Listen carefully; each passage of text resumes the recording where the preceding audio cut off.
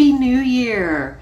Well, as we start a new year, some of us are cleaning things out, so I wanted to give you a heads up of when to replace products. So, out with the old, in with the new.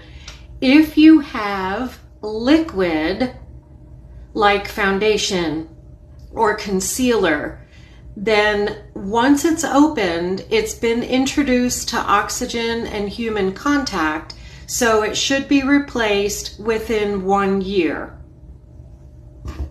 If you have powdered items, bacteria doesn't grow on powder, so like eyeshadows, blushes, those can be replaced after 2 years.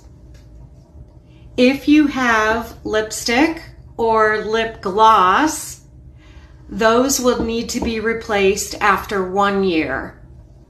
Mascara needs to be replaced every 3 months. 3 months. Do it. Whether you think there's still some in there or not, replace it. And lip liner and eyeliner, 1 year. Let me know if any questions or need any replacements.